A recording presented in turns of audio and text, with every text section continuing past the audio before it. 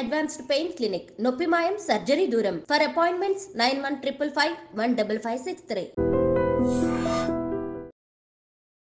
నమస్కారం, welcome to I dream. నేను మీ ఝాన్సీ. ప్రస్తుతం మనతో ప్రముఖ ఆధ్యాత్మికవేత్త, ప్రముఖ జ్యోతిష్య పండితులు రుక్మన్ గదరావు గారు ఉన్నారు. ఈరోజు కొన్ని మంచి విషయాలు ఆయన అడిగి తెలుసుకుందాం. నమస్కారం గురుగారు. నమస్కారం. మాతృదేవోభవ, పితృదేవోభవ, ఆచార్య దేవోభవ. గురుగారు, ఒక్కొక్కసారి మన ఇంట్లో కాస్త ఏదో మంచిగా హెల్త్ బాగాలేదని ఫీల్ అవుతూ ఉంటాము, లేకపోతే ఏదైనా పనులు ముందుకెళ్ళలేదు అని ఫీల్ అవుతూ ఉంటాము.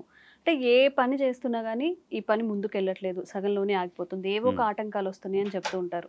అయితే మన ఇంట్లో ఏదైనా నెగిటివ్ ఎనర్జీ లేదా దరిద్ర దేవత ఉంది అంటూ ఉంటారు. మరి అలాంటిది ఉన్నప్పుడు మనం అది అసలు ఉంది నెగిటివ్ ఎనర్జీ అనేది తెలుసుకోవడం ఎలాగా?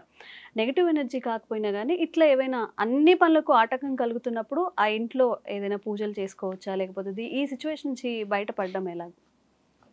సాధారణంగా ప్రపంచము ఒక ఇల్లు అనుకుంటే మన భారతదేశము పూజ గది.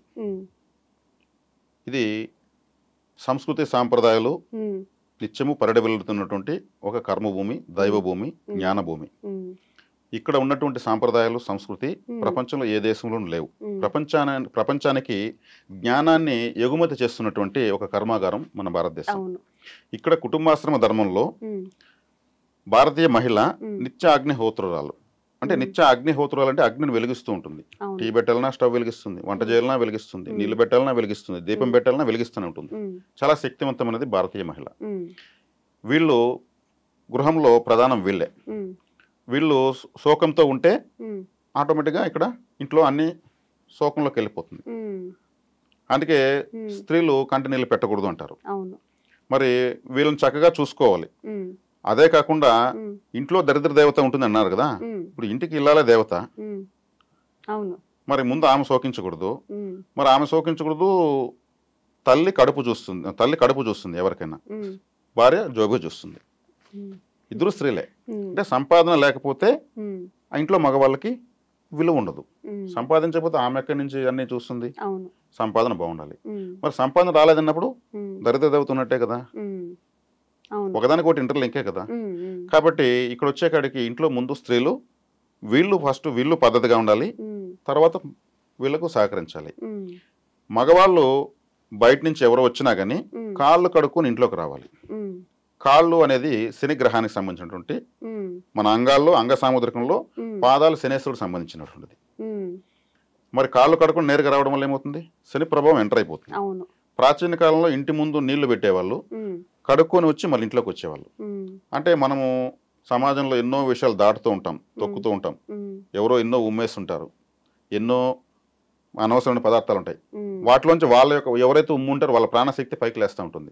ఇది రోడ్లలో అంతా లేస్తూనే ఉంటుంది. వర్చువల్గా అది కనిపించదు. ఒక పద్ధతి అంటూ లేదు సమాజంలో ఎవరికి కూడా. వీటిని దాటకుండా మనం తిరగలేము.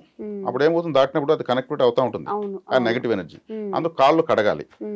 కాళ్ళు కడిగి ఇంట్లోకి వచ్చినప్పుడు ఏమవుతుంది? నెగిటివ్ ఎనర్జీని ఇంట్లోకి మనం తీసుకురాకూడదు కదా, అక్కడే వదిలేసేసి వస్తాం, బయట కడిగేస్తాం. అంటే శనిగ్రహమే రిసీవ్ చేసుకుంటా ఉంటుంది అంతా. అది ఫుల్ లోడ్ అయిపోయేసి నేరుగా ఇంట్లోకి వస్తారు. ఇంట్లోకి రాగానే స్త్రీ పలకరించగానే చికాకు వచ్చి రాగానే ఒక 5 నిమిషాలు ఉండగానే ఎందుకంటే చెట్టు ఊరు అరుస్తారు. అదే కాళ్ళు కడిగేసి ఇంట్లోకి వస్తే రిలాక్స్ గా ఆ మడక్కనే వీళ్ళే చెప్తారు, ఈరోజు బజార్లో అదైంది ఇదైంది ఇది చేస్తామని చెప్తారు. ఆ రిలాక్సేషన్ అనేది అలా ఉంటుంది. కాబట్టి ఇటువంటివి పాటించకపోవడం వల్ల మీరు ఏదైతే దరిద్రం అన్నారో లేదంటే అశుభ్రము వీళ్ళంతా కూడా లోడ్ అయిపోతుంది. ఇల్లు చికాకులు పెరుగుతాయి, ఐకమత్యాలు దెబ్బతింటాయి. కాబట్టి కనీస ధర్మాలు వీటిని పాటించాలి. కాబట్టి ఇక్కడ వచ్చేకాడికి ఇంకా కూడా ఎక్కువగా మనకు ఈ ఆహారము కలుషితమైపోయింది, గాలి కలుషితమైంది, నీళ్లు కలుషితమైంది. అంటే అనారోగ్యాన్ని తింటూ, అనారోగ్యాన్ని తాగుతూ, పీలుస్తూ ఆరోగ్యం ఉన్నట్టు ఫీల్ అవుతున్నాం. అంటే అంటే మాత్ర, అంటే మాత్ర, ఏమి అనకపోతే మాత్ర, అంటే టాబ్లెట్స్ తింటున్నాం. ఇప్పుడు ఏమైంది? శరీర ఆరోగ్యం కూడా దెబ్బతింటా ఉంది. అంటే ఆరోగ్యమే మహాభాగ్యం. మహాభాగ్యం అంటే ఆరోగ్యమే. ఆరోగ్యాలు కూడా క్షీణిస్తున్నాయి. ఇప్పుడు అందరూ అనారోగ్యాలతో బాధపడుతుండడం, ఇల్లంతా కూడా నా టాబ్లెట్ ఇది, నీ టాబ్లెట్ అది, నా కోర్స్ అయిపోయింది అంటుంటే మరి అక్కడ ఎట్లా సౌభాగ్య దేవత ఉంటుంది, దరిద్ర దేవత ఉంటుంది. అంటే ప్రతి గృహం ఇలా రకరకాలుగా వాతావరణాలతో నిండిపోతా ఉంది. మరి దీనికి పరిష్కారం ఏంటి? నాలెడ్జ్ గా ఉండడమే. ఈ తెలివితేటలు, ఈ నాలెడ్జ్ ఉన్నప్పుడు ఆటోమేటిక్ అప్డేట్ అవుతాం. దీన్ని తెలుసుకున్న కనీస ధర్మాలను పాటించడం వల్ల. ఇప్పుడు ఒక రథంలో దేవత ఊరేగింపు వస్తా ఉంది. దేవత ఊరేగింపు వస్తుంటే రోడ్డు చెత్త వేస్తారా? లేదు. నీట్గా శుభ్రం చేస్తారు, మనకి ఎంత పనున్నా ఆగి నమస్కారం ముగ్గులేస్తారు, చేసుకొని వెళ్తాం. అవును అలకుతారు, అవును. చక్కగా అన్నీ చేస్తారు. ఉమ్, ఆ ఊరేగింపుగా దేవత వస్తూ ఉంది. ఉమ్, ఆపోజిట్లో ఆ ఊరిని శుభ్రం చేసి ఉమ్, చెత్తను ఎత్తుకుని ఒక వాహనం ఎదురుగా వస్తుంది. ఉమ్, చెత్త వాహనం ఎదురుగా వస్తుంది, దేవత రథం ఎదురుగా వస్తుంది. ఉమ్. ఇప్పుడు చెత్త వాహనం చూసి ఎవరన్నా అభినందిస్తారా? లేదు. ఎందుకు అభినందించరు? అభినందించాలి కదా. ఆ వాహనమే లేకపోతే ఈ చెత్త అంతా ఎక్కడ ఎవరు ఎత్తుకుని పోతారు? ఉమ్, అది కూడా రథమే. అవును.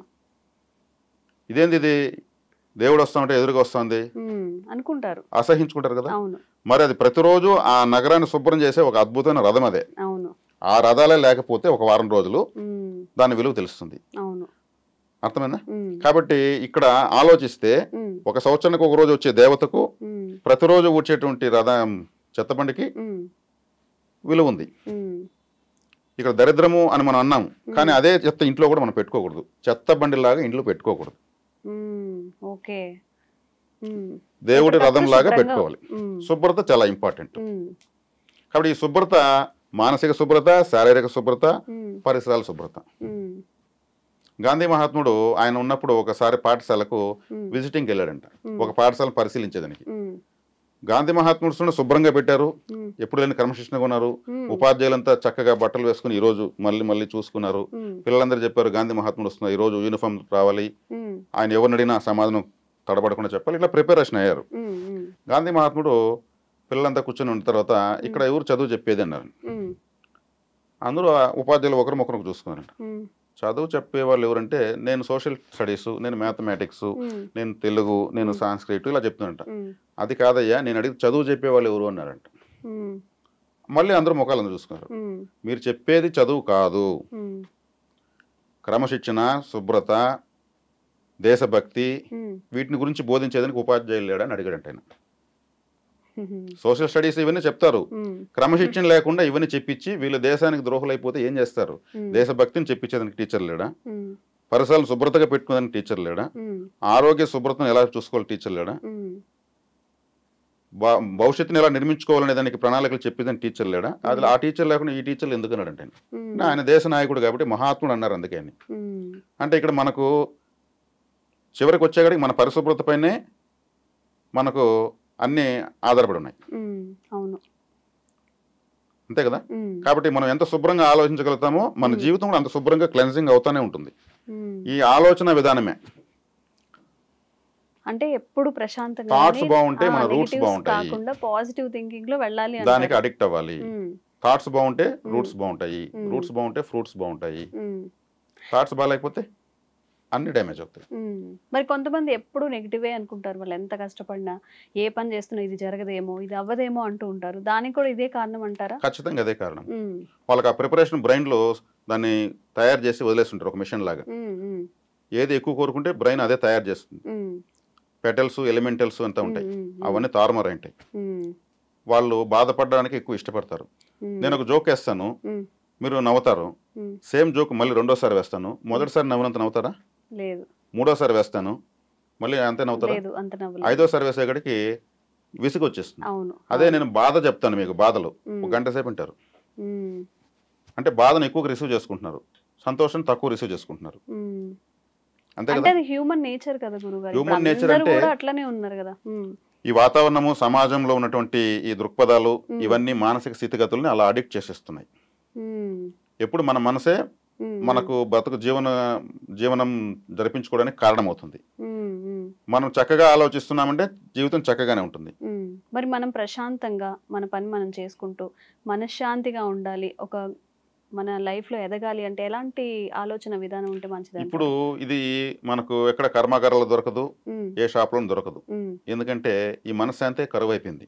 ఉమ్, అవును. మనుషులు ఉన్నారు కానీ మనశ్శాంతి లేదు. ఉమ్, దీనికి ప్రత్యేకంగా ఎవరికి వారు జ్ఞానం తెలుసుకుంటే మాత్రమే, ఉమ్, ఎవరికి వాళ్ళు ఉద్ధరైన ఆత్మనాత్మానం అన్నాడు భగవద్గీతలో శ్రీకృష్ణుల వారు. ఉమ్, ఎవరిని వారు ఉద్ధరించుకోవాలి. ఉమ్, దానికి వాళ్ళు ఈ జ్ఞానాన్ని సంపాదించుకుంటేనే ఇప్పుడు మనం ఎలా బతకాలి, ఎలా ఉండాలి ఉమ్, అని ఆలోచించినప్పుడే ఆన్సర్ స్టార్ట్ అవుతుంది. ఉమ్, అది లేకుండా ఉమ్, మనకు వచ్చిన ఆలోచన అంతా మనం ఇంతే, మనం అంతే అనుకుంటాంటే ఉమ్, అదే విధంగా అవుతుంది. ఉమ్, కాబట్టి యద్భావం తద్భవతి. ఉమ్. మనం ఒక మ్యారేజ్కి వెళ్తాం, ఏడుస్తూ వెళ్తామా? లేదు ఒక డెత్కి వెళ్తాం, నవ్వుతూ పోతామా? లేదు. అక్కడున్న పరిస్థితి యద్భావం పరిస్థితులను బట్టి యద్భావం తద్భవతి. అక్కడున్న వారిని బట్టి మనం వెళ్తున్నాం. అవును. మరి ప్రతిరోజు మనం ప్రతి విషయం పట్ల అదే విధంగా ఐడియాలజీతో ఉంటే ఏ విషయానికి ఎలా ఉండాలో మనకు ఆన్సర్ ఉందా? యద్భావం తద్భవతి. కాబట్టి దేనికి ఎలా ఆలోచించాలో దేనికి ఎలా ఉండాలో ఉండగలుగుతాం. దాన్ని మనమే క్రమశిక్షణ లేకుండా మారిపోతున్నాం. దీనికి వేరెవరూ కారణం కాదు, ఎవరికి వాళ్ళే శత్రువులు. మన మనసును మనం కంట్రోల్ చేసుకోవాలి. కాబట్టి ఈ మానసిక బలాన్ని శక్తిని ఒక లాజికల్ గా తెలుసుకుని అప్లై చేస్తూ వస్తే ప్రతి క్షణము మన స్వర్గంలో ఉన్నట్టే ఉంటుంది.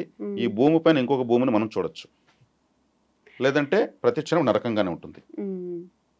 నిజంగా తృప్తి లేకుండా బ్రతికే వాళ్ళు నిజంగా అంటే చాలా మంది ఉన్నారు. ఈవెన్ ఎంత సంపాదించినా ఎంత మంచి పొజిషన్లో ఉన్నా కానీ ఆ ఏదో లోటు ఫీల్ అయ్యే వాళ్ళు చాలా మంది ఉన్నారు. నిజంగా మీరు చెప్పిన ఈ విషయాలను పాటిస్తే నిజంగా వాళ్ళకి కాస్త రిలీఫ్ దొరుకుతుందేమో గురుగారు.